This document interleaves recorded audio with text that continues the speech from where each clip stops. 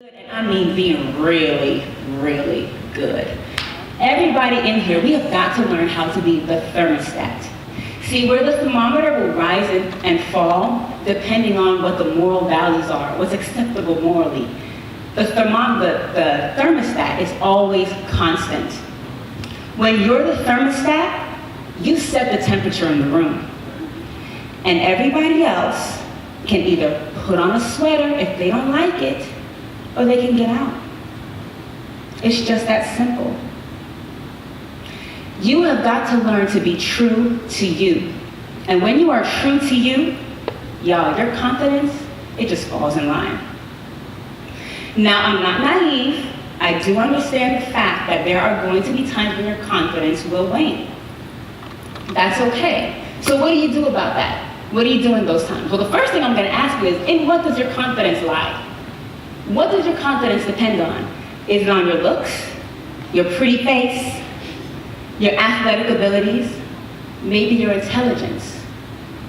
What about your parents' money and all the luxuries that it can afford? See, the problem with all of these things is that they are temporary. I mean, short, skinny guys might be in style right now, but next year they're going to want them tall and round. I mean, seriously, it really just depends. It depends on who the hottest celebrity is right now, right?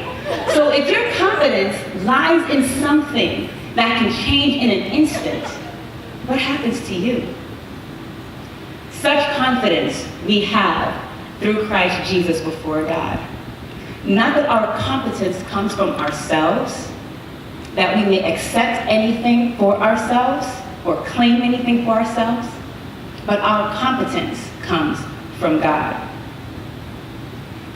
You have been my hope, O Lord, my confidence since my youth.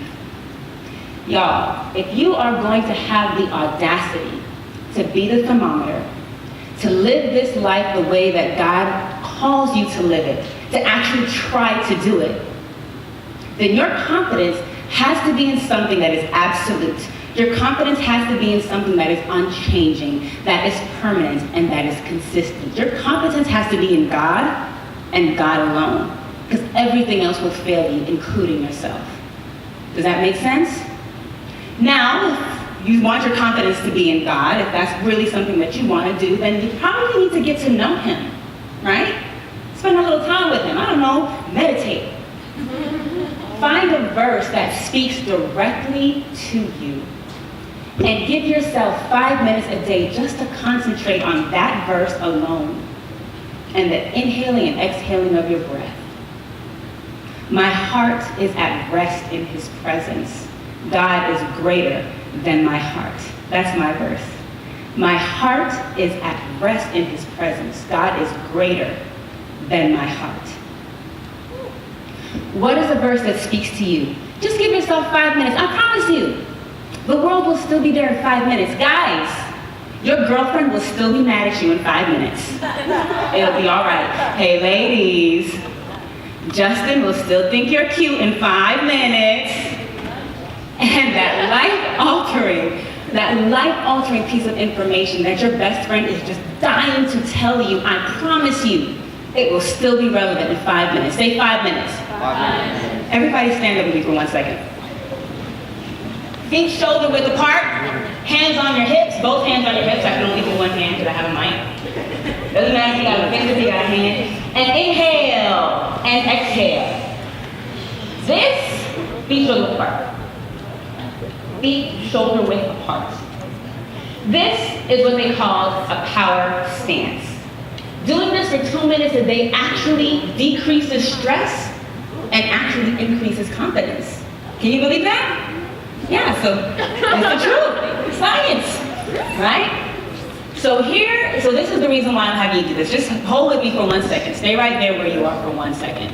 This world is constantly delivering messages to you. The problem is that many of these messages will undermine your confidence. So how are you going to combat that? One thing I know for sure is you can combat that with the Word of God. You need to know the truth about what God says about you. You need to know that you are fearfully and wonders to be made. Hands on your hips, out your pockets, on your hips. You need to know that you can do all things through Christ who strengthens you. You need to know that you are more than a conqueror in Jesus Christ. You need to know that nothing can separate you from the love of God. Not life, not death, not angel, nor demon, neither the present, nor the future, nor any power, not height, nor depth, nor anything in all of creation, not the mistakes that you've made, not the decisions that you've made, and not the actions that you did not take. No weapon formed against you shall prosper. You are the head and not the tail. You are above and not beneath. You are God's chosen people, a holy nation, God's special creation, so that you may declare the praises of him who called you out of darkness and into his wondrous light. You have a purpose, a calling on your life. You are called according to his purpose. Therefore, everything is working together for your good. You guys need to know that. And you need to remind yourself about that every single day. Have a seat. You guys all right? Yeah. Awesome. So now that I got you puffed up a little bit, I'm gonna go ahead and bust your bubble. Yeah, I know. Dang you, lady. Yes. Because with much power comes great responsibility. And those of us in here who are Christians, we have a responsibility to bring others along with us on this walk, right? Jesus commissions us to go out into the world and make disciples. See, some of you will hear this and automatically you're thinking, oh man, that means I gotta go on this mission trip and go all the way across to the other side of the world so that I can fulfill this.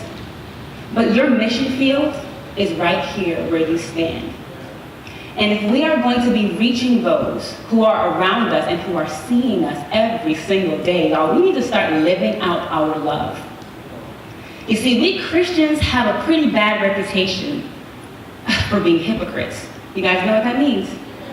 That means we're saying one thing, but our actions are saying something completely different. Y'all, before you start opening your mouth, you need to preach with your life. Jesus was referred to in Luke as a friend of sinners. So what does that mean? That means he was friends with the uncool kids, with the not so popular kids, with the outcasts, right? So if we say that we are followers of Jesus Christ, then we need to be willing to extend our brotherly love to everyone who is around us. Now, I'm not naive. I do realize that some of you in here, because you are a Christian, you are the outcast. You're rejected because you don't smoke. You choose not to drink or curse or gossip or twerk. But blessed are you who are persecuted for righteousness, for yours is the kingdom of heaven. And can I be totally honest with you? That does not excuse you from your responsibility to love. I'm so sorry. I'm so sorry. You have a calling on your life, therefore even your rejection is being used for your good. So once we have our confidence in the right place, you guys, it's time to get over ourselves because there's a bigger prize that is now at stake. See, back in the day, I used to run track, you know. And track is an individual sport. So when I got on the line, I was all focused on getting a medal in my individual event. But at every track meet, even though it's an individual sport, there was still a team trophy that you can attain. Can you guys look around you for 1 second? This is your team on the road to righteousness. This is your team. Now, I'm not naive. That does not mean that you're all going to get along 100% of the time. But you are in the perfect position to actually practice everything that you are learning, to practice love, to practice forgiveness, to practice service, to practice charity. Why?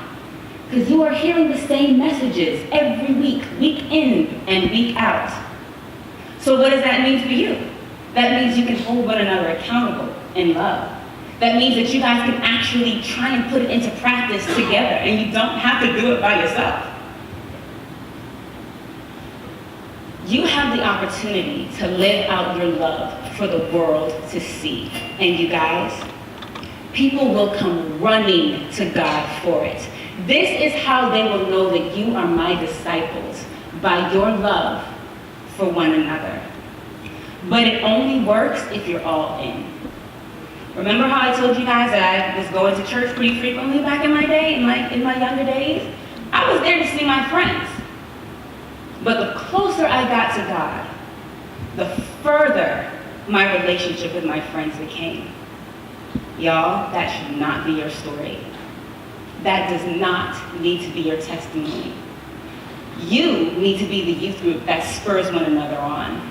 Allow this place, this youth group, to be your refueling station before you get slingshot back into this hell-bent society, because this Christian walk, it ain't all daisies and roses. Okay? You're gonna need support.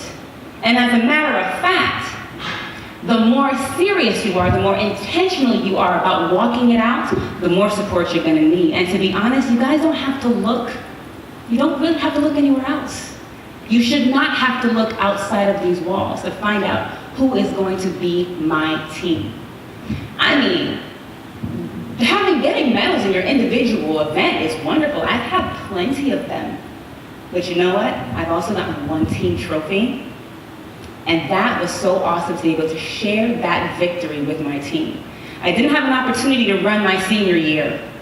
That means I didn't get a fourth year letter ring, which I was dying to get. It looks like a class ring, but even bigger.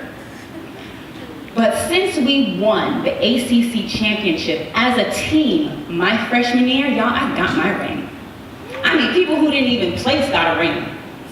But we were all in it together. And that's gonna be your responsibility. Now, I know that there are some of you in here that are not on Team Jesus. Well, I'm gonna have to tell you, you're fighting a losing battle.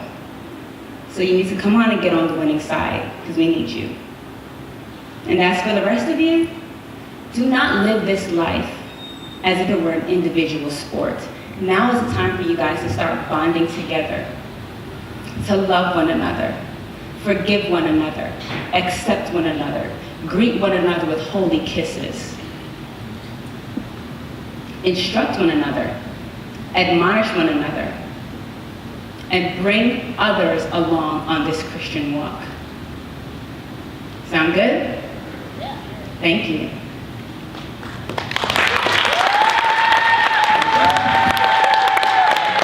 Come on, y'all can be better than that.